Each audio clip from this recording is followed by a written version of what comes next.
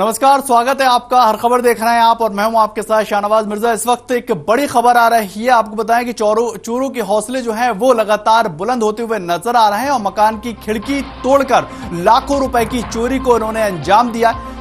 आभूषणों पर भी हाथ साफ करते हुए चोर जो है वो नजर आए हैं और सील गांव में मकान को अपना निशाना बनाया है और पीड़ित ने पुलिस में शिकायत जो है वो दर्ज करवा दी गई है। औरैया चोरों के हौसले जो है वो लगातार बुलंद होते हुए नजर आ रहे हैं और मकान की खिड़की तोड़कर लाखों रुपए के आभूषणों के ऊपर उन्होंने हाथ साफ करा है और सील गांव में मकान के जो है वो निशाना बनाया गया था। यानी कि जो लगातार अपराध की घटनाएं हैं वो बढ़ती हुई नजर आ रही हैं और जो चोर हैं उनके हौसले भी लगातार बढ़ते हुए नजर आ रहे हैं। बताया जा रहा है कि लाखों रुपए का सामान जो है वो उन्होंने लूट का शिकार बनाया और वहां से फरार हो गए। पीड़ित ने पुलिस में शिकायत भी दर्ज करवाई है।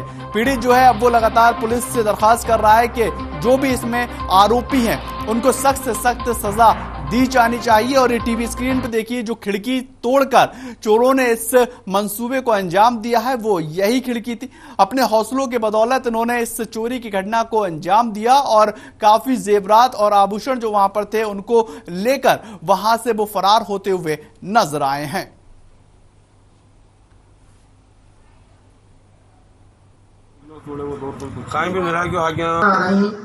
क्षेत्र में ग्राम सील है, वहाँ पर कल रात्रि अज्ञात नकबजनों द्वारा एक व्यक्ति हैं रामधन जाट सील अराई के, उनके घर में नकाबपोशों ने घुस करके और लगभग 10 लाख रुपए, जैसा इन्होंने बताया 10 लाख रुपए कैश और सोना और कुछ चांदी है वो नकबजनों ने चोरी करके। खबर टोंक से है, जहां पर राज्यसभा सांसद किरोड़ी लाल मीणा की आवास पर धमकी भरा एक पत्र मिला है और इस पत्र में जान से मारने की उनको धमकी दिए जाने के बाद से ही सर्व समाज के लोगों में नाराजगी का रुख जो है वो देखने को मिल रहा है। सर्व समाज के सैकड़ों लोगों ने भारतीय जनता पार्टी जिला महामंत्री प्रभु बड़ौलिया के नेतृत्व में उपखंड अधिकारी त्रिलोक चंद्र मीणा को मुख्यमंत्री के नाम ज्ञापन भी सौंपा है और ज्ञापन में यह बताया गया है कि कुछ दिन पहले पत्र के माध्यम से डॉक्टर किरोड़ी लाल मीणा की जान से मारने की उनको धमकी दी गई थी। इसके बाद लोगों ने आरोपी को जल्द से जल्द गिरफ्तार कर सीबीआई जांच तक की मांग की है और आरोपियों को कड़ी से कड़ी सजा दी जाने की मांग की जा रही। किरोड़ी लाल मीणा की Z+ सुरक्षा देने की भी लगातार मांग उठ रही है।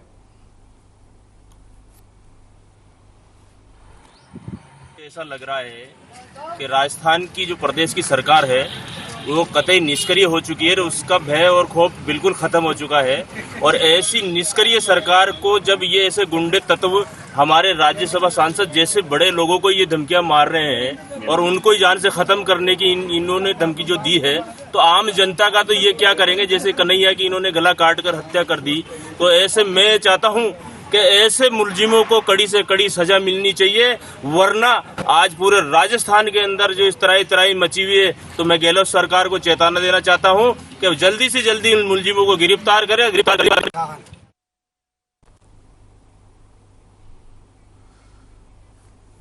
आईएएस अफसर डॉक्टर भागचंद्र बघाल ने वो करके दिखाया है जो हर किसी के बस की बात नहीं होती। सोचिए ना, अपनी तरक्की के लिए तो हर कोई सोचता है, लेकिन इन्होंने गरीब तबके के सरोकार करने के लिए अपनी साइंटिस्ट की जांच को छोड़ दिया। इन दिनों वो जयपुर में युवाओं को मनोबल बढ़ाते हुए नजर आ रहे हैं और राज्य की एक उपलब्धि के लिए आगे बढ़ते हुए भी नजर आ रहे हैं।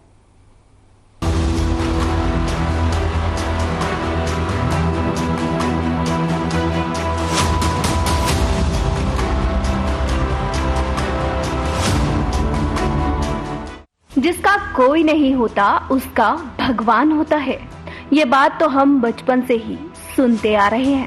क्या कभी सोचा है कि इस बात में सच्चाई भी है? नहीं ना।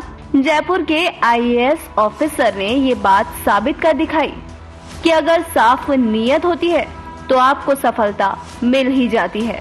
साइंटिस्ट की जॉब को छोड़कर युवाओं का भविष्य सुधारने के लिए तहसीलदार का पद चुनकर इतनी बड़ी कुर्बानी देने वाले आईएएस अधिकारी ने कभी नहीं सोचा कि हाँ, जिंदगी में उन्हें कभी असफलता देखनी पड़ेगी।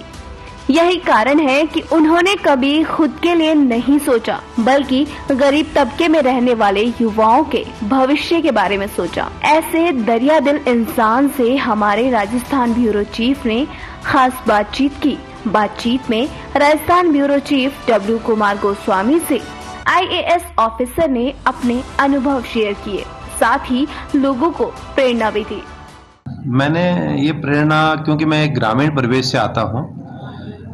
मैं जब कॉलेज से निकला और मेरी जॉब लगी तो मुझे साइंटिस्ट के जॉब में सिलेक्शन हुआ था, लेकिन मैं सिर्फ इसलिए कि राजस्थान के पिछड़े इलाकों के जो लोग हैं, गरीब लोग हैं, जिनको काफ़ी समस्याओं का सामना करना पड़ता है और उनकी समस्याओं का समाधान समय पर नहीं होता है, तो मैं साइंटिस्ट का जॉब छोड़ करके तहसीलदार सेवा में आया था कि राजस्थान के लोगों का भला करूँगा। और विशेष रूप से ग्रामीण क्षेत्र के जो लोग हैं, जिनको कई प्रकार की सेवाएं समय पे नहीं मिल पाती हैं और सुविधा नहीं है उनको उन सेवाओं की, तो मैंने सोचा कि ग्रामीण क्षेत्र के लोगों की सेवा की जाए, क्योंकि मुझे तो अब सरकार ने वो सब कुछ दिया है जो मुझे चाहिए, और मेरी जो जिम्मेदारियां हैं वो अब, क्योंकि मेरी जिम्मेदारी सरकार उठाती है, जनता उठाती है, मेरे को तनख्वाह देती है, तो मैंने अब ये सोचा है कि अब मैं उल्टा वापस समाज को वो दूं जो समाज ने मुझे दिया है। और यही प्रकृति का नियम है कि हमें, अगर हम किसी से लेते हैं तो वापस उसको लौटा देना चाहिए। और मेरी ये मंशा रहती है कि कम से कम यूथ जो है और स्टूडेंट्स हैं, उनको वो ज्ञान दिया जाए और वो सामग्री दी जाए जिससे कि वो आगे बढ़ सकें और उनको उन समस्याओं का सामना ना करना पड़े जिनका हमें करना पड़ा है। इसलिए मेरा ये मिशन शुरू हुआ है कि मैं जितना हो सके, जितनी मेरी क्षमता है और जितना मेरे पास पोटेंशियल है, उस इसके हिसाब से मैं यूथ को बढ़ावा दूं और ग्रामीण क्षेत्र या अन्य जो भी लोग हैं जिनको किसी न किसी रूप में मार्गदर्शन की आवश्यकता है या उनको कोई और किसी सहायता की आवश्यकता है, जैसे एक संस्था है रक्षक सोसाइटी, उसके माध्यम से एक दानदाता हैं जो एम्बुलेंस उपलब्ध करा रहे हैं, तो उससे रक्षक सोसाइटी के माध्यम से उसको हम ऑपरेट करने का विचार कर रहे हैं। उसका फायदा ये होगा कि लोगों को, जैसे राज्य सरकार ने निःशुल्क दवा योजना चालू कर रखी है, दवाएं निःशुल्क मिल रही हैं, लेकिन ऐसे बहुत से परिवार हैं अभी भी दूर दराज के क्षेत्रों में जिनको आने जाने के लिए साधन नहीं है। तो हम ये प्रयास कर रहे हैं कि उनको आने जाने की भी सुविधा मिल जाए ताकि वो एक सुविधाजनक ट्रीटमेंट ले सकें। और जहाँ तक दूसरे लोगों के या गरीब लोगों के भले की बात है, ये सांसद MLA वो भी अपने क्षमताओं के अनुसार जनता का कल्याण कर रहे हैं, भला कर रहे हैं और विकास कर रहे हैं। हम भी उनके साथ हाथ से हाथ मिलाकर आगे इलाकों का न केवल फुलेरा, बल्कि मैं तो सभी जगह जाता हूँ, सभी जगह कहीं भी किसी भी स्कूल में या कॉलेज में मुझे बुलाते हैं तो मैं उनको प्रेरक व्याख्यान भी देता हूँ। और मेरा ये उद्देश्य रहता है कि व्यक्ति कहीं का भी हो, हम सब इंसान हैं, हमारा उद्देश्य यही होना चाहिए कि हम जनता का भला करें। कोई भी हो, हमें ये नहीं देखना चाहिए कि हम किस इलाके के व्यक्ति का भला कर रहे हैं या किस व्यक्ति का भला है, किस जाति का भला कर रहे हैं। मेरा इन चीज़ों से ज़्यादा ताल्लुक नहीं है। मैं ये चाहता हूँ कि इंसान का भला हो और जिन लोगों के पास असुविधाएं, अभाव हैं, जो अभाव का जीवन जी रहे हैं, उनको अगर हो सके हर व्यक्ति को सहयोग करना चाहिए और उनके अभावों को दूर करना चाहिए। उसी में हम सबकी भलाई और राज्य और देश की भलाई है। और यही हमारे धर्म ग्रंथ कहते हैं कि हमें दूसरों के भले के बारे में सोचना चाहिए और जितना हमारी क्षमताएं हैं, जितना हमारे पास संभावनाएं हैं, उनको दूसरों के हित में लगाना चाहिए। धन्यवाद डॉक्टर साहब, हमारा चैनल की तरफ से बहुत बहुत आपको बधाई एवं शुभकामनाएं। आप आगे बढ़ सकते और ईश्वर आपको ऐसे ही शक्ति दे जो आप जनता को अच्छी तरह से सेवा कर सके। बहुत बहुत शुक्रिया। डब्ल्यू गोस्वामी, हर खबर, ब्यूरो चीफ, राजस्थान। कहा जाता है पुलिस पर लोगों को कम ही भरोसा होता है, लेकिन डॉक्टर भागचंद बदहाल ने अपनी जिम्मेदारी बखूबी निभाई है और वो गरीब तबके की सेवा करने में कोई कसर नहीं छोड़ रहे हैं। इसके साथ ही उन्होंने युवाओं को आगे बढ़ने की और उन्हें सहयोग देने की भी लोगों से अपील की है। हर खबर के लिए जयपुर से Rajasthan bureau chief W Kumar Goswami की रिपोर्ट।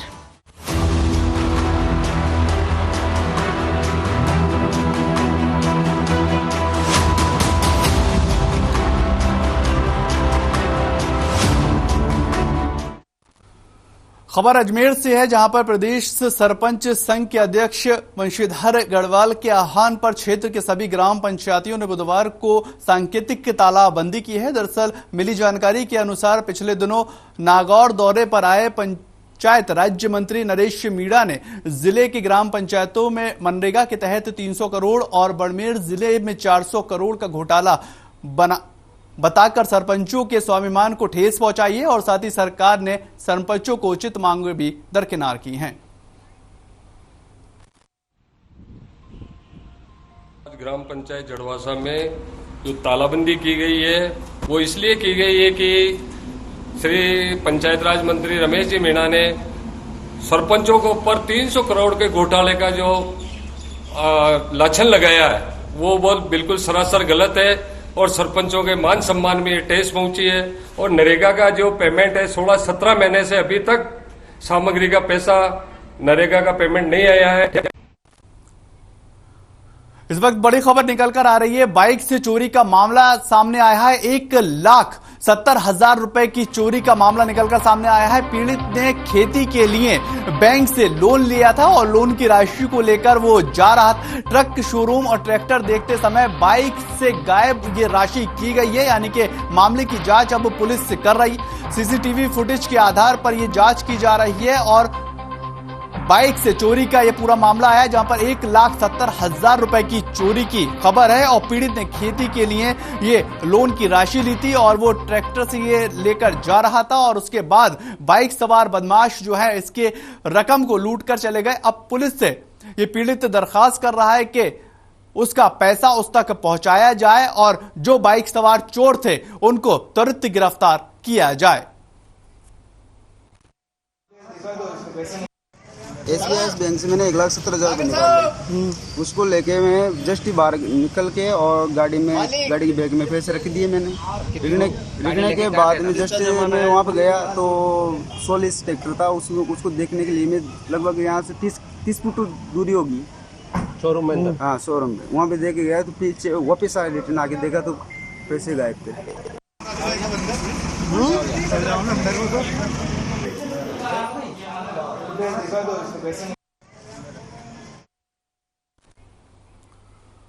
उधर भिलवाड़ा के खजीना गांव में foundation for ecological security FES संस्था की ओर से ग्राम समिति और पंचायत रिसोर्स पर्सन चारागाह में सीड बॉलिंग का कार्य किया गया है, जिसमें विभिन्न किस्से के पौधों को बीजों की सीड बॉलिंग कर चारागाह में लगवाए गए। इसी के साथ ही चारागाह की मेड़बंदी पर भी विभिन्न किस्म के बीजों को लगाने का कार्य लगातार किया गया है।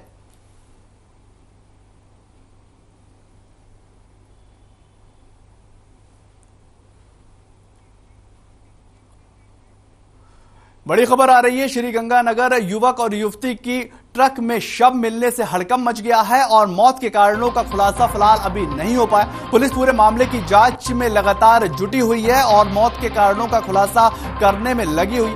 पुलिस मामले की तफ्तीश करती हुई अब नजर आ रही है, लेकिन बड़ी बात यहां पर यह है कि जो मौत की खबर है उसके बाद क्यों ये मौत हुई और क्या कुछ वजह है, इसको लेकर पुलिस लगातार प्रयास कर रही है। उधर 84 विधानसभा क्षेत्र में पुलिस थाना कुआ में एक नाबालिग लड़की के भाग ले जाने का मामला निकलकर सामने आया है, जिसको लेकर परिजनों ने थाने में मामला दर्ज करवाया। ASI रामलाल मीणा ने यह बताया है कि राजेश पिता गट्टा ने कुआ थाना में प्रकरण दर्ज करवाया था, जिसको यह बताया गया है कि वहां उसकी मां काता देवी और उसकी बहन गोमी तीनों किराए के मकान पर चिखली में रहती थी और पंचायत भवन चिखली में साफ सफाई का कार्य किया करती थी।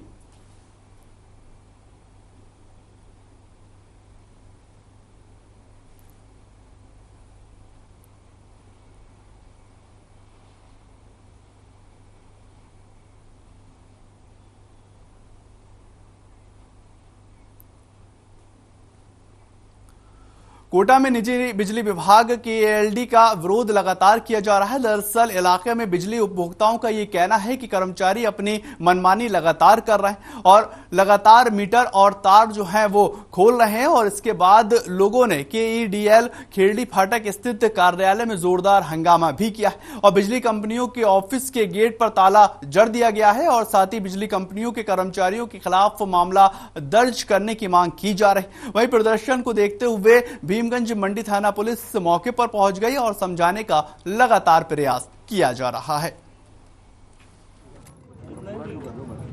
वार्ड 63 के अंदर डडवाड़ा क्षेत्र जो है, यहाँ पे केडीएल वालों के थ्रू बेवजह जो लोग घरों में ताले लगे हुए थे, जिन लोगों में लेडीज नहा रही थी, जिन घरों में, वहाँ पे केडीएल वाले सीढ़ियाँ लगा के घुस गए और बेवजह जहाँ कोई मीटर की चोरी नहीं हो रही, बिजली की चोरी नहीं हो रही है, वहाँ से वो बिजली चोरी का नाम लेके और मीटर खोल रहा है, केबल खोल रहा है। इसके खिलाफ हम आज यहाँ पे प्रदर्शन कर रहे हैं केडीएल के खेरड़ी फाटक वाले। तो वहीं पापटा प्रागपुरा नगर पालिका क्षेत्र के सामुदायिक स्वास्थ्य केंद्र पर एक घायल मरीज ने तड़प कर दम तोड़ दिया है। दरअसल मंगलवार की रात सनार सीढ़ियों से उसको मिला है, जिसकी वजह से उसने सिर में काफी गंभीर चोट आई, जिससे परिजन अब सामुदायिक स्वास्थ्य केंद्र पहुंचे हैं और वहां पर प्राथमिक उपचार के बाद डॉक्टरों ने मरीज की हालत बिगड़ने पर जयपुर के लिए उसको रेफर कर दिया था, लेकिन एम्बुलेंस चालक की लापरवाही बरतते हुए घायल अस्पताल पहुंचने में देरी हुई और जिसके बाद उसकी मौत हुई है। ट्रीटमेंट किया और 108 के लिए पहले फोन कर 108 को जब हमने फिर पेशेंट को 108 गाड़ी के बाहर ले भी आए, एम्बुलेंस के बाहर में कुछ शिफ्ट करने के लिए बोला। अभी वो फोन भी चालू था 108 के लिए और शिफ्टिंग में थोड़ी डिले हुई थी। बाकी हमारी तरफ से जो है हमने पूरी कोशिश की बचाने के लिए, लेकिन जब ब्लीडिंग की भी बहुत ज़्यादा थी तो पेशेंट हो गया आगे की लोग शिफ्ट हो गए। मेरे बड़े मामा सत्तार खान जहाँ सीढ़ियों में से गिर गए थे, उनको हम लोग सरकारी हॉस्पिटल सामुदायिक में लेके आए पावटा वाले में। फिर उसके बाद जो डॉक्टरों से हुआ उन्होंने इलाज किया। उसके बाद डॉक्टरों ने बोला कि जयपुर रेफर करो। जयपुर रेफर करने के बाद हमने 108 पे एम्बुलेंस में कॉल किया, 3-4 कॉल किया, उन्होंने कॉल उठाया नहीं। 3-4 कॉल करने के बाद कॉल उठाया, फिर उसके बाद उन्होंने बोला मैं अभी नहीं जा सकता। उनकी लापरवाही के कारण आधे 1 घंटा हम लोग लेट हुए। फिर वो बोला खाना खाने जाऊँगा, मेरा खाना खाने का टाइम हो गया, मैं नहीं जाऊँगा। उसके बाद आधे 1 घंटा गिड़गड़ाए, उनके पैर पकड़े। उनके पैर पकड़ने के बाद काफ़ी देर हुई हमारे को। फिर हम लोग नज़दीकी हॉस्पिटल एसजीएन में लेके गए उनको। एसजीएन में ले जाने के बाद डॉक्टरों ने बोला। उधर हरियाणा के हिसार में बीते दिनों युवक का अपहरण कर उसके परिजनों से 5 करोड़ की फिरौती मांगने की खबर निकलकर सामने आई। फिरौती मांगने के आरोप में 2 आरोपियों को राजसमंद जिले से कैलवा थाना क्षेत्र में गिरफ्तार किया गया है और पुलिस ने बीते सोमवार की रात को ही पकड़े गए दबिश दी और इसमें राजसमंद पुलिस अधीक्षक सुधीर चौधरी ने यह बताया है कि हिसार में अपहरण के आरोपियों के कैलवा क्षेत्र में छिपे होने की जानकारी मिली थी और इससे कुबलगढ़ में डीएसपी नरेश कुमार शर्मा ने भी ये जानकारी साझा की है और उन्होंने बताया है कि आगे की कार्रवाई भी की जा रही है।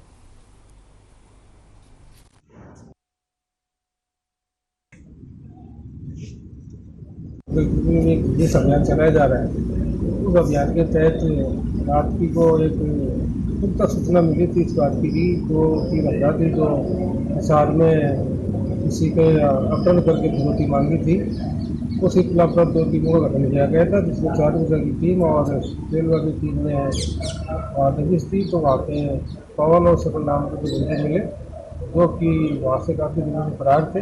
उन्होंने किसी एक लड़के का अपहरण करके पास लड़की।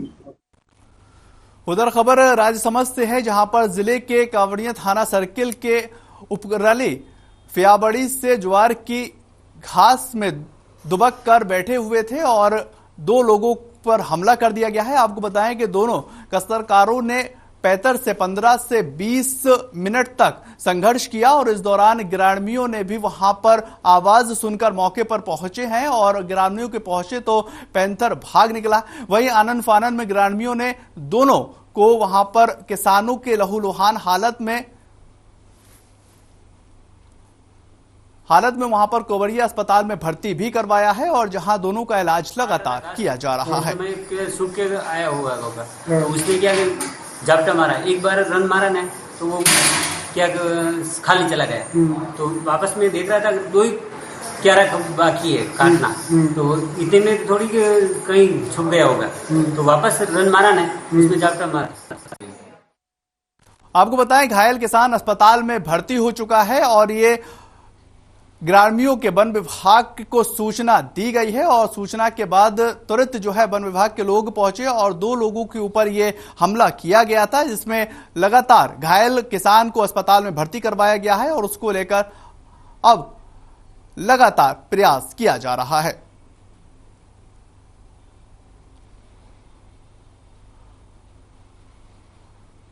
तस्वीरों में आप साफ तरह से देख सकते हैं कि घायल किसान किस तरह से घायल हुआ है और उसको अस्पताल में भर्ती करवा दिया गया है और ग्रामीणों ने वन विभाग को लगातार सूचना दी और इससे पहले भी देखा गया है कि इस तरह के मामले निकल के सामने आते रहते हैं, लेकिन उसके बावजूद भी एक ये नया मामला जो है वो निकलकर सामने आया है। पुलिस थाना कुबरिया का ये पूरा मामला है, जहां पर पुलिस को भी सूचना दी गई और वन विभाग की टीम भी वहां पर मौके पर पहुंचती हुई नजर आई। पत्थर से 2 लोगों पर हमला किया गया और घायल किसान जो है वो अब अस्पताल में जो है उसको भर्ती करवाया गया है और उसकी स्थिति भी अब सामान्य बनी हुई है।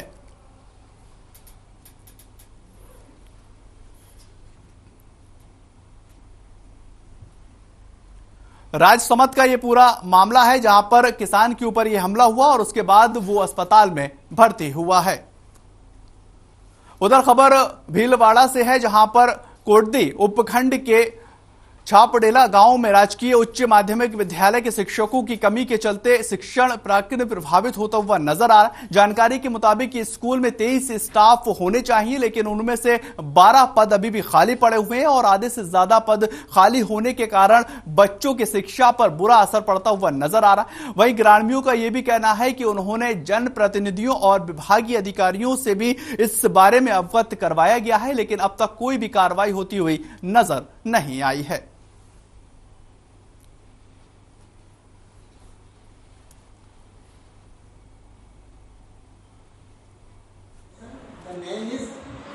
राजकीय उच्च माध्यमिक विद्यालय छाबड़ेल में शिक्षकों की कमी है। यहाँ कुल 23 पोस्ट है, जिसमें 11 तो पोस्टिंग है और 12 की कमी है। और इतनी कमी होते हुए भी 12वीं में 100% रिजल्ट आया है और 10वीं में 94% रिजल्ट आया है। स्थानीय विद्यालय राजकीय उच्च माध्यमिक विद्यालय छापरेल में स्टाफ की काफ़ी कमी है। यहाँ प्रथम श्रेणी यानी व्याख्याताओं के पद खाली है, द्वितीय श्रेणी अध्यापकों के पद खाली है, तृतीय श्रेणी अध्यापकों के पद खाली है। यहाँ चतुर्थ श्रेणी कर्मचारी की। इसी खबर के ऊपर हमारे साथ ओपी चंद मीणा जी जो हैं वो विधायक हैं, वो जुड़ चुके हैं। ओपी चंद जी, अगर बात की जाए शिक्षा व्यवस्था को लेकर, तो जैसे ये खबर चल रही है उसके बाद शिक्षकों की लगातार कमी है, कैसे देखते हैं? सर, वास्तव में ग्रामीणों की मांग है लगातार। छापरेल में राजकीय उच्च माध्यमिक विद्यालय में शिक्षकों के रिक्त पद है। सरकार से हमने विभिन्न माध्यम से, विधानसभा के माध्यम से, मंत्री के माध्यम से, अलग अलग प्लेटफॉर्म में मैंने रिक्त पद बढ़ने की मांग की है। आंदोलन के माध्यम से मैंने धरना प्रदर्शन किया, लेकिन सरकार की हठधर्मिता जाजपुर विधानसभा क्षेत्र में संपूर्ण जो विद्यालय है इनमें शिक्षकों की, संस्था प्रधान की, प्रिंसिपल की, सब्जेक्ट टीचर के सारे अधिकतर रिक्त पद है व्यवस्था पूर्वक अन्यत्र कर दिए, ट्रांसफर कर दिए। मैं सरकार से मांग करता हूँ आपके माध्यम से कि बच्चों को, जनहित में बच्चों को अच्छी शिक्षा मिले, इसके लिए बिल्कुल। और गोपी चंद जी, अगर बात की जाए स्कूल के स्टाफ में 12 पद खाली होना एक बड़ा गैप दिखाता है, कैसे देख रहे हैं? क्या इन पदों को भरने के लिए अभी तक कोई कमेटी का गठन नहीं हुआ या स्टाफ इतना कम है उसके बावजूद भी शिक्षा व्यवस्था कैसे चल रही होगी? शिक्षा व्यवस्था ठप हो चुकी है। बेचारे स्टूडेंट घर पढ़ रहे हैं, परेशान है, क्या करें? सरकार से बार बार मांग करें हम, फिर भी सरकार की हठधर्मिता, रिक्त पद भरे नहीं जा रहे हैं। चलिए, बहुत बहुत शुक्रिया गोपी चंद जी, आप हमारे साथ जुड़े विधायक हैं और साफ तौर पर आप देख सकते हैं कि 12 पद खाली होने की वजह से कितना बड़ा गैप शिक्षा व्यवस्था में आता हुआ नजर आ रहा है। उधर खबर बीकानेर से है, जहां पर नगर निगम की ओर से अतिक्रमण तोड़ने की कार्रवाई दीनदयाल सर्किल से की गई है और यहां पर कई सालों से कब्जे की गलियों की दीवारों पर बुलडोजर चलाया गया। इस दौरान नगर निगम की टीम से बहसबाजी भी हुई, लेकिन अधिकारियों के आदेश का हवाला देते हुए पीला पंजा नहीं चला दिया गया। और आपको बता दें कि सादुल क्लब और गब्बर होटल के बीच में एक आम रास्ते पर दीवार बनाकर कब्जा करने की शिकायत लंबे समय से पेंडिंग थी और इस पर भी अमल करते हुए नगर आयुक्त और निगम दस्ते ने पहुंचकर अतिक्रमण हटाया। कार्रवाई के दौरान पुलिस और होमगार्ड के जवान भी वहां पर मौजूद रहे हैं।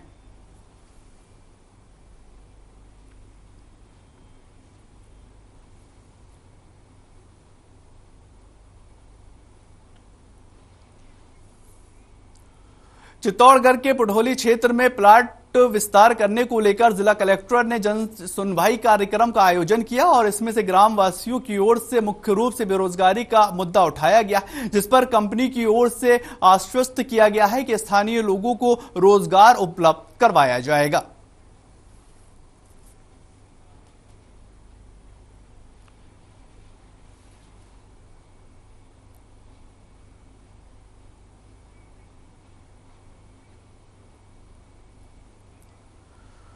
चित्तौड़गढ़ की राज्य सरकार और जिला प्रशासन जहां आम जन को लेकर सभी कार्यस्थलों पर मूलभूत सुविधाएं मुहैया कराने के लिए लाख दावे करती हुई नजर आ रही हैं, लेकिन चित्तौड़गढ़ जिला मुख्यालय पर संचालित हो रही मुख्य सब्जी मंडी विगत 15 सालों से आज भी मूलभूत सुविधाओं से वंचित है और प्रतिदिन करीब 2000 से अधिक लोगों की आवाजाही होने के बावजूद यहां पर सरकार मूलभूत सुविधाएं नहीं दे पाई है।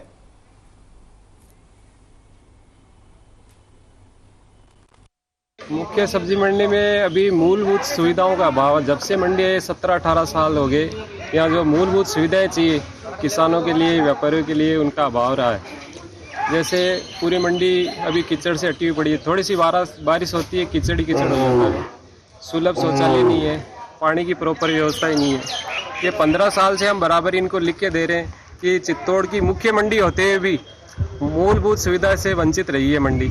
अभी 6 तारीख को भी सेक्रेटरी साहब को लेटर दिया है, वो कह रहा है हमने लेटर आगे भेज दिया है, जल्दी हो जाएगा। मतलब पिछले 2-3 साल से तो कह रहे हैं कि इस सीजन में हो जाएगा, इस सीजन में हो जाएगा, मगर अभी भी ये कीचड़ की समस्या से निजात नहीं है। चलिए फिलहाल इस बुलेटिन में इतना ही। ताज़ा खबरों के लिए आप लगातार बने रहें हर खबर के साथ।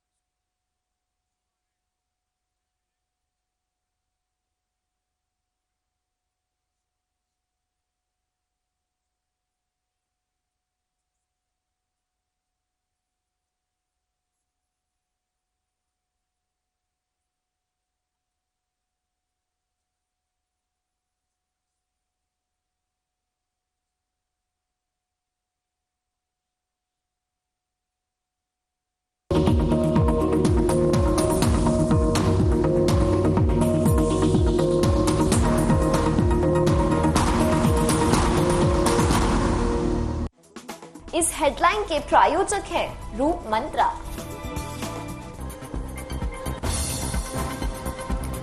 हिसार के पैतृक गांव में कल होगा शहीद डीएसपी का अंतिम संस्कार। मंगलवार को नूह में खनन माफियाओं ने डंपर से कुचलकर की थी डीएसपी सुरेंद्र की हत्या, एक आरोपी गिरफ्तार।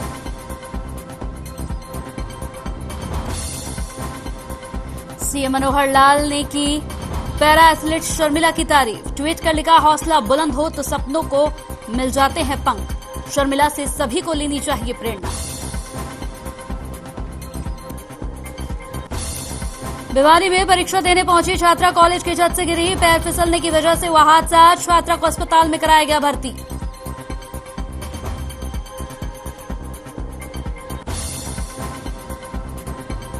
गुरुग्राम के वार्ड 23 के लोगों का जीना हुआ मुहाल, घरों में घुसा सीवर का गंदा बदबूदार पानी। लोगों ने कहा सभी से लगा चुके हैं गुहार, नहीं हो रहा समस्या का समाधान।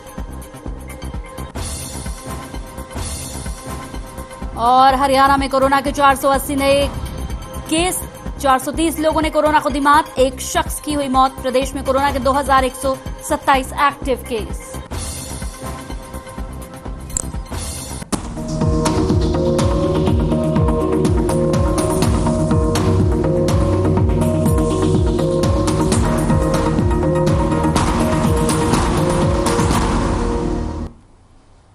अधिकारियों को मनोहर आदेश। नमस्कार, स्वागत है आपका हर खबर पर। मैं हूं आपके साथ कंचन। मुख्यमंत्री मनोहर लाल ने हरियाणा सचिवालय में जल आपूर्ति और सीवरेज बोर्ड की 55वीं बैठक ली। इस दौरान जन स्वास्थ्य यहां पर अभियांत्रिकी विभाग को निर्देश देते हुए कहा कि जहां जहां जलापूर्ति के लिए लाइनें बिछवाई जा रही हैं वहां वहां गलियों की मरम्मत का काम जल्द से जल्द पूरा किया जाए और आम लोगों को इस विषय पर किसी तरह की परेशानी नहीं आनी चाहिए। विभाग जिस भी एजेंसी से ये कार्य करवाए उससे कार्य के दौरान इस कार्य को पूरा करें, इसकी तस्वीर ले ताकि ये सुनिश्चित हो सके कि वहां पानी की लाइनें बिछवाने के बाद गलियों की व्यवस्था ठीक करा दी गई है। मुख्यमंत्री ने कहा कि एक बूंद भी पानी बर्बाद नहीं होना चाहिए। सीवरेज ट्रीटमेंट प्लांट से निकलने वाले पानी को तुरंत इस्तेमाल किया जाए। मुख्यमंत्री ने यह कार्य सुनिश्चित करने की जिम्मेदारी जन स्वास्थ्य अभियांत्रिकी विभाग को सौंपी है। आगे कहा है कि जिन खेतों में जल भराव की समस्या है वहां पर सिंचाई और जल संसाधन विभाग नेचुरल ड्रेन आउट का सिस्टम तैयार करे।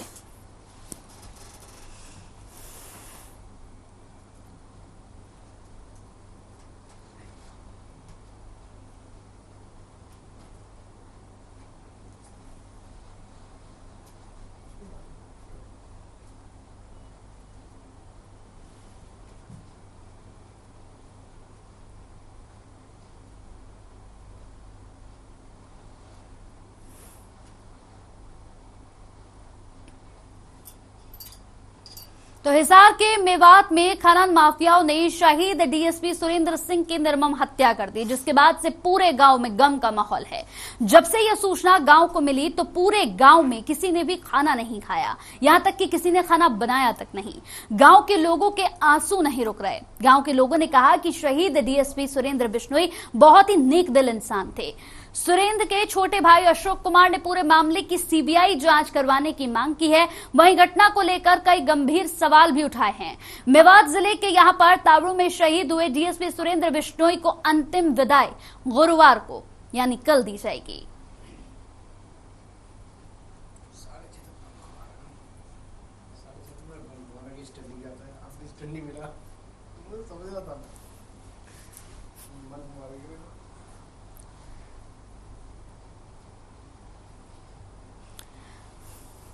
तो खनन माफियाओं पर नकेल कब तक लगेगी? लगातार पुलिस की ओर से जांच पड़ताल शुरू हो चुकी है।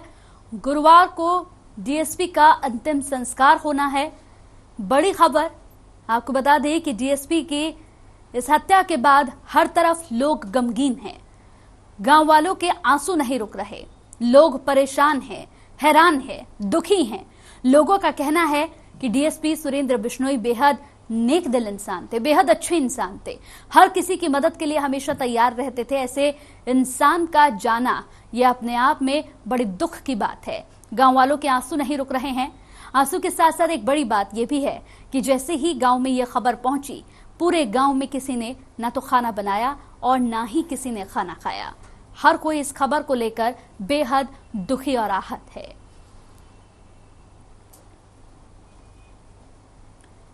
तो वहीं नूंह मेवात में खनन माफियाओं ने डीएसपी को कुचलकर मौत के घाट उतार दिया, जिसके बाद से अब लोगों में भी गुस्सा है। तो वहीं प्रदेश के गृह मंत्री अनिल विज ने कहा कि डीएसपी के कातिलों को पकड़ने के लिए 3 कंपनियां लगा दी गई हैं और 3 जिलों के एसपी अपराधियों की धरपकड़ के लिए कॉम्बिंग भी कर रहे हैं। इसी के साथ विज ने कहा कि अपराधियों को किसी भी हाल में बख्शा नहीं जाएगा, चाहे इसके लिए कुछ भी करना पड़े। इसके साथ ही विज ने यहां पर नेता प्रतिपक्ष भूपेंद्र सिंह हुड्डा पर भी तंज कसते हुए कहा कि हुड्डा साहब अपने समय की बातों को आप भूल जाते हैं। 2013 में जब भूपेंद्र सिंह हुड्डा मुख्यमंत्री थे तो बिल्कुल इसी तरह से घटना हुई थी। उस समय भी पुलिस वाले ही मारे गए थे। ये सब तो कांग्रेस के समय से शुरू हुआ है, हमने तो फिर भी इस पर नियंत्रण किया है। विज ने आगे कहा कि ऐसे मौकों पर राजनीति नहीं करनी चाहिए और जिनके अपने घर शीशे के होते हैं वो दूसरों के घरों पर पत्थर नहीं मारते। के लिए क्या कुछ तैयारियां की गई हैं और कब तक माना जाए कि वहाँ पे? देखिए 3 कंपनियां हमने वहाँ पर लगाई हैं और तीनों जिलों के जो एसपी और बाकी उच्च अधिकारी हैं वहाँ पर वो कॉम्बिंग कर रहे हैं इनको पकड़ने के लिए और किसी भी हालत में इनको छोड़ा नहीं जाएगा। हुड्डा साहब अपने समय की बातों को भूल जाते हैं। 29/3/13 को बिल्कुल इसी प्रकार की घटना जब भूपेंद्र सिंह हुड्डा मुख्यमंत्री थे उसकी एफआईआर भी दर्ज हुई है 100 नंबर। इसी प्रकार की घटना हुई थी, उसमें भी पुलिस वाले मारे गए थे। तो ऐसा नहीं है, ये शुरू तो कांग्रेस के राज से हुआ है। हमने तो फिर इस पर बहुत ज़्यादा नियंत्रण किया है और ऐसे समय के ऊपर राजनीति करनी नहीं चाहिए और जिनके अपने घर शीशे के हों उनको दूसरों के घरों पर पत्थर नहीं मार। डीएसपी सुरेंद्र सिंह दारू की मौत को लेकर डीजीपी पीके अग्रवाल का बयान भी सामने आया है। डीएसपी सुरेंद्र सिंह के यहां पर मौत पर दुख जताते हुए डीजीपी पीके अग्रवाल ने बताया कि मुठभेड़ के दौरान एक आरोपी को गिरफ्तार कर लिया गया है जिसके पैर में गोली लगी है। उसका इलाज मेवाती मेडिकल कॉलेज नल्हड़ में चल रहा है। साथ ही उन्होंने कहा कि मामले की निष्पक्ष जांच की जा रही है और भरोसा भी दिलाया कि जो भी अवैध खनन का काम कर रहे हैं उनकी पहचान कर सख्त से सख्त कानूनी कार्रवाई की जाएगी।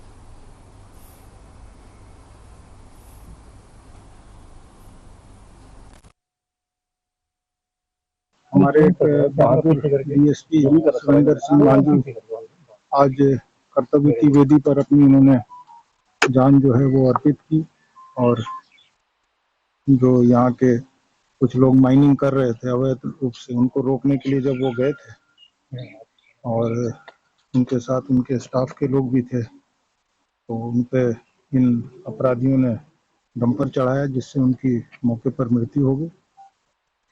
इस संदर्भ में एक मुकदमा दर्ज हुआ है हत्या का और मुझे बताया गया है कि उसमें एक अभियुक्त अभी मुठभेड़ के बाद उसके पैर में गोली लगी है और वो काबू किया गया है।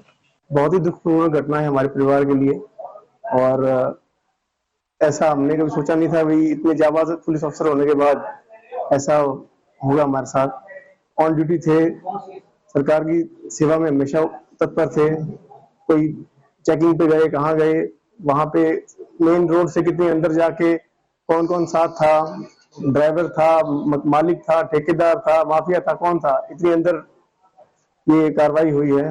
मतलब उनको टाइम पे कोई मेडिकल एड नहीं पहुंच पाई। साथ में जो साथी थे उन्होंने क्या कार्रवाई की, कोई गनमैन था उन्होंने क्या फायर किया नहीं किया, इन सब के बारे में हम चाहेंगे कि सरकार पूरा हमारा जांच करे इस चीज के अंदर। तो अरावली की पहाड़ियों में हुई डीएसपी की हत्या के विरोध में नूंह के यहां पर तावड़ू में व्यापारी सड़कों पर उतर आए हैं। सड़क पर उतरे व्यापारियों की मांग है कि डीएसपी के हत्यारों को तत्काल गिरफ्तार किया जाए और उन्हें फांसी की सजा दी जाए। आज सुबह ही यहां तावड़ू के सभी व्यापारी इकट्ठा हुए और जरूरी चीजों को छोड़ पूरा बाजार बंद रखने पर सहमति बनाकर मौन जुलूस निकाला। व्यापारियों के माने तो डीएसपी सुरेंद्र एक नेक दिल इंसान थे। उन्होंने जब से यहां कार्यभार संभाला तब से इलाके में पूरी तरह से शांति बहाल थी। व्यापारियों ने कहा कि ऐसे नेक दिल इंसान की हत्या किसी भी कीमत पर बर्दाश्त नहीं की जाएगी। सभी व्यापारी एसडीएम के जरिए हरियाणा सरकार के नाम ज्ञापन सौंपकर मांग करेंगे कि हत्यारों को जल्द से जल्द गिरफ्तार किया जाए और उन्हें फांसी की सजा दी जाए।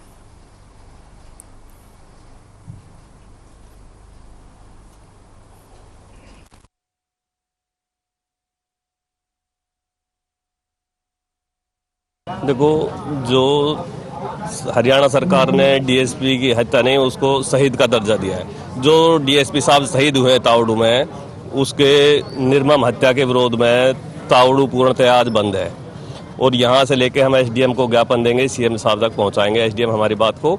और जो ऐसी दरिंदगी से जिन्होंने हत्या की है उनको फांसी की सजा होनी चाहिए और फास्ट ट्रैक कोर्ट में मुकदमा चलाया जाए ताकि जल्दी से जल्दी उनको सजा मिल सके। इस पूरी खबर पर ज्यादा जानकारी के साथ हमारे संवाददाता संजय हमारे साथ लाइव जुड़ गए हैं। संजय से ज्यादा जानकारी लेते हैं। संजय, जिस तरह से यहाँ पर यह हत्या हुई, हत्या होने के बाद यहाँ पर लगातार लोगों का गुस्सा भी फूट रहा है। व्यापारियों ने भी अपना गुस्सा यहाँ पर जाहिर करते हुए बाजार बंद रखा और कहा कि बड़े ही नेकदिल इंसान थे, उनकी हत्या बर्दाश्त नहीं की जाएगी। क्या कुछ कानूनी कार्रवाई हुई है इस पर अब तक? जी बिल्कुल कंचन, मैं सुबह से हर खबर न्यूज चैनल सुबह से ही लगातार रिपोर्टिंग कर रहा है। हम लोग वहाँ पे ग्राउंड जीरो पे गए थे, वहाँ पे हमने स्थिति देखी, हमने वो मौका मुआयना किया जहाँ पे इस तरीके की अवैध माइनिंग की जा रही थी। अगर अभी हम कार्रवाई की बात करें तो हरियाणा पुलिस का फेलियर साफ नजर आ रहा है। कारण क्या है मैं आपको बताना चाहूंगा। इससे पहले 5 विधायकों को धमकी मिलती है, बीजेपी विधायक को धमकी मिलती है, एक डीएसपी मारा जाता है। इसके अलावा जितने भी यहाँ पे तंत्र हैं, वो तंत्र सीआईडी की अगर बात करें तो वो तंत्र कहाँ पे चला गया, कहाँ पे है वो तंत्र? मैं मूलचंद शर्मा जी उनसे एक सवाल पूछना चाहता हूं कि आपकी सरकार को 2.5 साल हो चुके हैं। पिछले सरकार में आप एमएलए थे, लेकिन इस सरकार में 2.5 साल हो चुके हैं। कहाँ पे है आपका तंत्र? लोग इल्जाम लगा रहे हैं, लोग बातें कर रहे हैं कि आपने एक ऐसे पुलिसकर्मी को शहीद करवा दिया जो 3 महीने के बाद रिटायर हो रहा था और अपने बच्चों के साथ जिंदगी व्यतीत करने की बात कर रहा था। और इसके अलावा मैं एक बात और पूछना चाहूंगा, गृह मंत्री अनिल विज बहुत बड़ी बड़ी बात करते हैं। गब्बर, किस चीज के गब्बर? मुझे आप एक चीज बताएं, जब डीएसपी मारा गया, इससे पहले फरीदाबाद में एक हत्या हुई महावीर नाम के पुलिसकर्मी की, कहां थे अनिल विज? ये विपक्ष में बड़ी बड़ी बातें करते हैं, जब सरकार होती है ये इन चीजों को छुपाने की कोशिश करते हैं, उन छेदों को भरने की कोशिश करते हैं जिन पे लगातार मतलब काम होना चाहिए। अभी तावड़ू में हमारी उन आदमियों से बात हुई, व्यापारियों से बात हुई, उनका साफ तौर पे कहना था कि राव इंद्रजीत जब पिछली बार सांसद थे तो उन्होंने कहा था कि यहाँ पे गौ कसी और अवैध खनन बड़े पैमाने पे होता है। इसके बावजूद इन्होंने आज तक वहां पे क्यों बीएसएफ को और उसको क्यों नहीं बसाया? वहां पे ये बात करते हिंदुओं की, गौ गंगा और गीता की बात करने वाली भाजपा सरकार पूरे मोर्चे पर विफल है। कानूनी कार्रवाई की अगर बात करें तो क्या कुछ कार्रवाई अभी तक हो पाई है इस पर? देखिए, मैं बिल्कुल, हम एसएसपी हॉस्पिटल एसएसपी नूह के पास पहुंचे थे, वहां पे हालांकि वो अधिकारी नहीं मिल पाए, लेकिन पीआरओ से जो हमारी बात हुई उन्होंने साफ तौर पे कहा कि इसमें केवल जो कंडक्टर हैं उनको गोली लगी थी, उसके अलावा अभी तक कोई गिरफ्तारी नहीं हो पाई। देखो कंचन, हरियाणा अपने आप में एसटीएफ भी है, बहुत सारी एजेंसियां काम करती हैं, सीआईडी काम करती है, विजिलेंस काम करती है, लेकिन आप एक चीज देखें कि अब तक एक छोटे से अपराधी को नहीं पकड़ पाई। अब ये हरियाणा पुलिस वही जो जिन विधायकों को धमकी दी जा रही है उनको कैसे पकड़ेंगे ये लोग? बिल्कुल लगातार इस पर कार्रवाई भी चल रही है। बिल्कुल संजय, बहुत बहुत शुक्रिया हमारे साथ जुड़ने के लिए इस पूरी खबर पर। तो लगातार इस और ध्यान भी दिया जा रहा है, सरकार लगातार इस पर अपना काम भी कर रही है और ये भी कहना है, खुद अनिल विज ने भी इस पर बयान दिया, उन्होंने कहा कि किसी भी कीमत में बर्दाश्त नहीं किया जाएगा अपराधियों को। लगातार उनकी यहाँ पर जांच पड़ताल चल रही है, लगातार उनकी तलाश अभियान शुरू कर दिए गए हैं, लगभग 10 टीमों को लगाया गया है, कॉम्बिंग लगातार चल रही है। किसी भी कीमत पर अपराधियों को बख्शा नहीं जाएगा। तमाम यहां पर अगर हम बात करें तो कानूनी प्रक्रिया भी इसमें शुरू हो चुकी है। खनन माफियाओं के हौसले जिस तरह से बुलंद होते हुए नजर आ रहे हैं, इसे लेकर कई सवाल भी खड़े होते हैं। लगातार हमारे संवाददाता भी यहां पर जुड़े थे, उनका भी यही कहना है कि लगातार इस पर काम चल रहा है। अभी और जरूरत है कि इस तलाश अभियान को और तेज किया जाए ताकि ऐसे अपराधियों पर अंकुश लगे और ऐसे अपराधियों को पकड़ा जाए।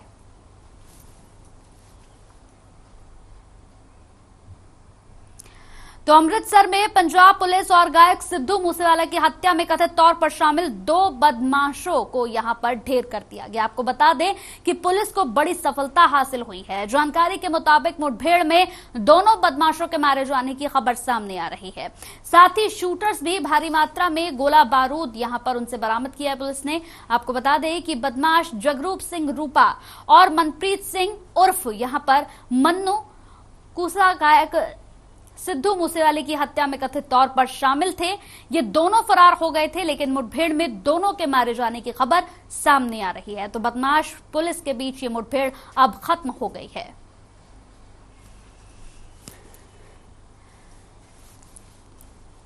तो चंडीगढ़ से ब्यूरो हेड स्वर्णजीत हमारे साथ इस पूरी खबर पर लाइव जुड़ गए हैं, उनसे जानकारी ले लेते हैं। स्वर्णजीत, जिस तरह से यह मुठभेड़ खत्म हो गई है और ये सफलता पुलिस को हाथ लगी है कि दोनों ही जो अपराधी थे दोनों को पुलिस ने ढेर कर दिया है, क्या कुछ अपडेट मिल रहा है इस पर? और देखिए कंचन, बिल्कुल काफी घंटों की मुशक्कत के बाद आखिरकार पुलिस को कामयाबी मिली।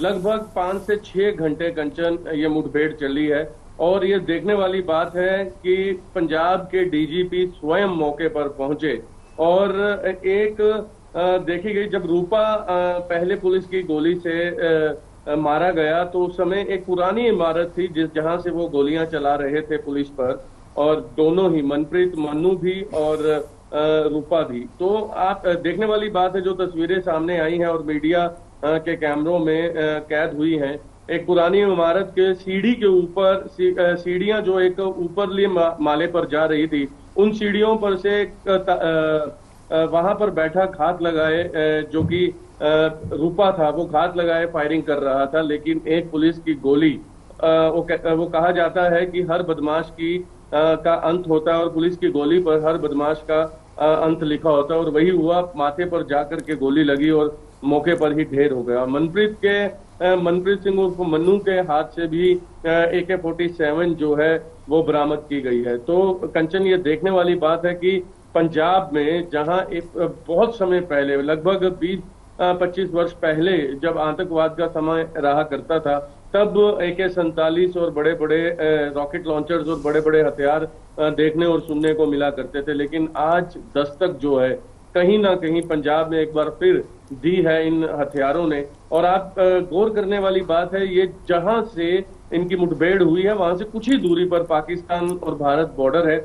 हो सकता है ये बाकी तफ्तीश में सामने आएगा, लेकिन पहले के सूत्रों से जो जानकारी मिल रही है, जो हमने जानकारी जुटाई है, तो ये वही सामने आया है कि ये पाकिस्तान प्रवेश करने की फिदाक में थे और एन मौके पर पुलिस को ये जानकारी मिली और इनका एनकाउंटर किया गया और इनके ऊपर कार्रवाई की गई। और लेकिन फायर भी इन्होंने पुलिस पर स्वयं ही की है पहले।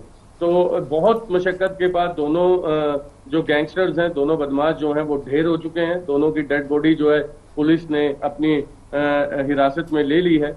और ये ताजा अपडेट कंचन।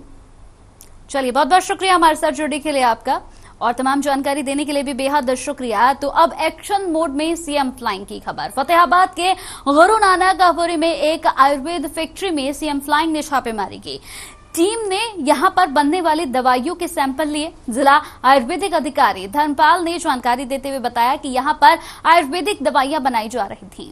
जांच के दौरान कंपनी मालिक ने कोई प्रूफ नहीं दिखाया, जबकि कंपनी मालिक ने बताया कि उनके पास ऑनलाइन प्रूफ है, वो टीम को दिखा दिया जाएगा। ये जानकारी देते हुए ड्रग इंस्पेक्टर धर्मपाल ने बताया कि यहां पर कई आयुर्वेदिक दवाइयों के सैंपल लिए गए हैं जो जांच के लिए भेज दिए गए हैं, और जो भी रिपोर्ट आएगी उसी आधार पर कार्रवाई की जाएगी।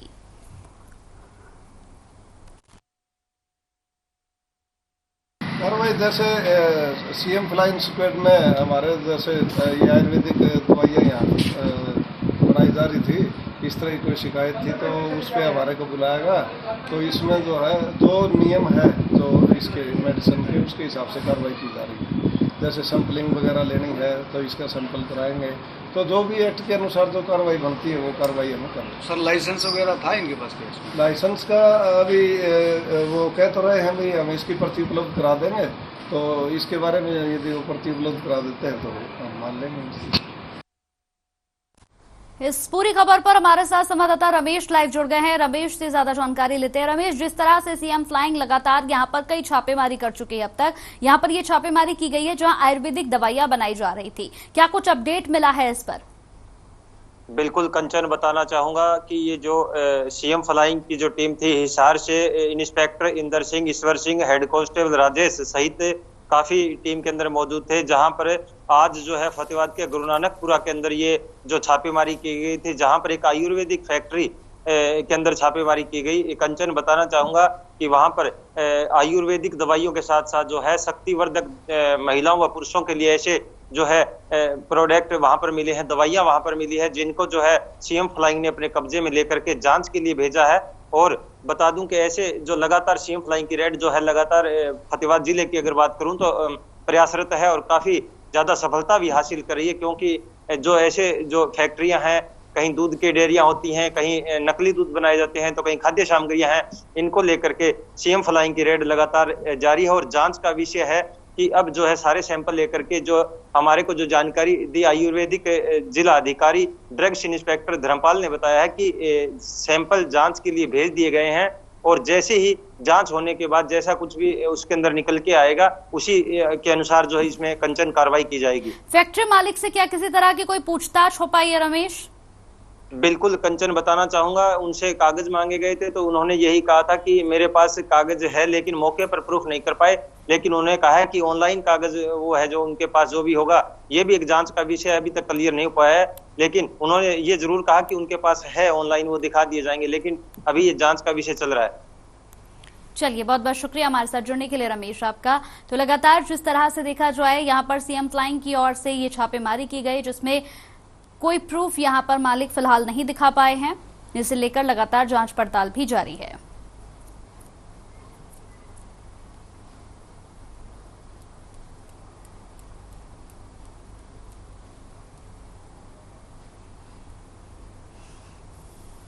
तो आयुर्वेदिक दवाइयों के सैंपल लिए गए, यहां पर बड़ी खबर ये, आयुर्वेदिक दवाइयों के सैंपल लिए गए, साथ ही साथ काफी एक्शन मोड में यहां पर नजर आ रही हैं सीएम फ्लाइंग। लगातार जांच पड़ताल भी जारी है।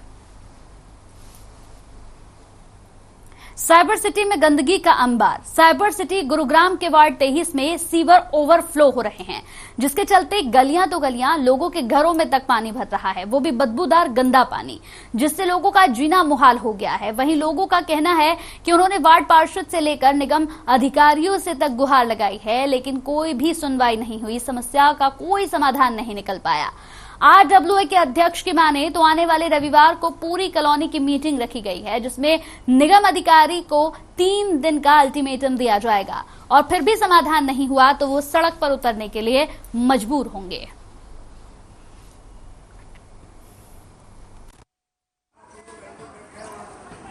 समस्या सर हमारी बहुत काफ़ी पुरानी समस्या है, लगभग 5-6 महीने हो गए और हर बार हम रोज़ शिकायत भेजते हैं और रोज़ कहते हैं कि रोज़ हम सफाई कैसे करवाएं।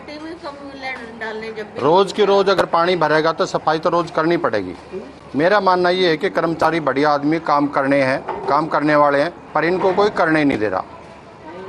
अगर काम करने दे इनको कोई कि भाई काम करो, ये तो काम करने आते हैं, इनकी तो ड्यूटी लगी है काम करने की। मेरा बहुत बड़ा है, घोंटू बराबर सुबह था, अब थोड़ा बहुत लेकर गया है और मैंने आपको दिखा भी दिया, आपको फोटो भी दे दिया है। अभी शाम को फिर और मैंने सुबह भी फोटो भिजवाया और अब जे फिर धुएंगी तो फिर बच जाएगा। हम लोग का समस्या है कि जब से रोड बना, जब से पाइप पड़ा है, तभी से सीवर भरता है। सीवर भरता है तो जब सीवर भरता है तो सप्लाई की पानी में जाता है और सीवर का पानी में लैट्रिन का पानी जाता है। हमेशा सीवर भरता रहा और जब आएंगे खोलने आएंगे तो कहीं से खोल के जाएंगे, आज खोल के जाएंगे तो कल फिर भर जाएगा।